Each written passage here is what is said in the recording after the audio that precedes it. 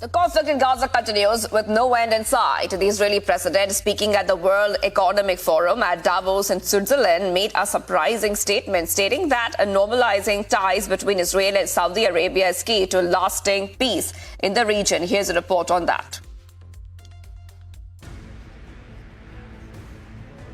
In a surprising move, Israeli President Isaac Herzog said normalizing ties between Israel and Saudi Arabia is key to ending the war and will be a game changer for the entire Middle East. The regional context is an axis for development and progress. It's an axis for a better horizon for all parties concerned, and clearly the Saudi option as part of it, as the whole normalization process, is a key to the ability to exit from the war into a new horizon. It's still delicate, it's fragile, it will take a long time, but I think that it is actually an opportunity to move forward in the region toward a better future. I view that as a very important development. I encourage all parties who are discussing the option of normalization with Saudi Arabia. I believe it is a game changer. The United States thinks security is not possible without a roadmap to a Palestinian state. U.S. State Secretary Antony Blinken insists that this move will help in unifying the Middle East. Israelis lost trust in the peace processes because they could see that terror is glorified by our neighbors. It's a key element in the discussion. You cannot shy away from it. And on the other hand, we are, of course, not shying away from the fact that there are 5 million Palestinians, and we will have to find ways and means to deal with the issue. However, despite the talks of peace and stability in Davos, Israel and Hamas continue to lock horns on the ground and the war is escalating. Agency Report, Republic TV.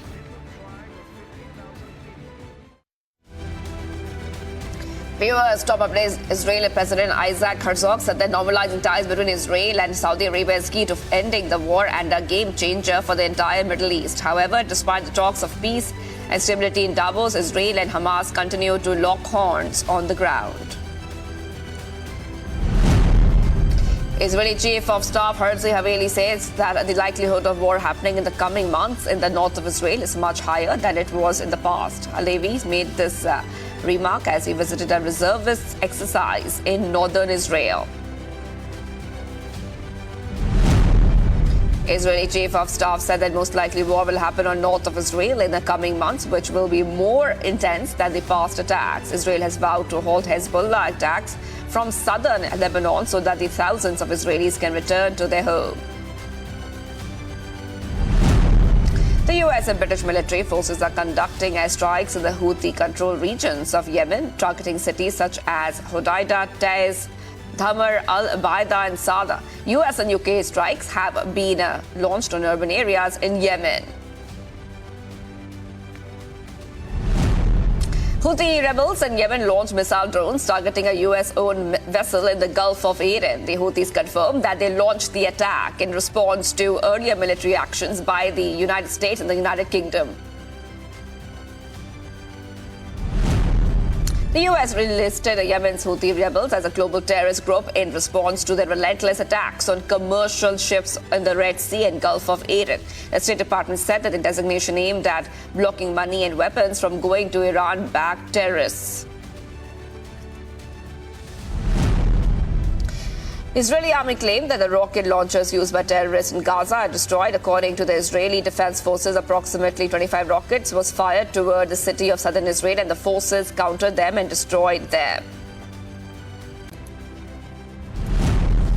Members of Congress held a vigil on the steps of the Capitol for the roughly 100 hostages who remain in Hamas's custody more than 100 days into the Israel-Hamas war. The Speaker of the House, Mike Johnson, said that Congress will not be quiet and will stand together in solidarity with Jewish people.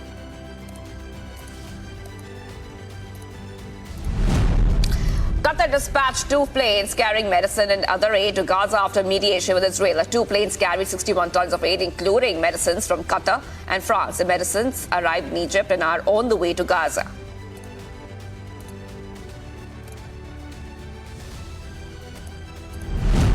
World Health Organization officials described Gaza's living condition as atrocious. WHO said that the increasing death rates is leading to a collapse of the healthcare system in Gaza. It added that a temporary stoppage of hostilities will not be enough for the enormous demand.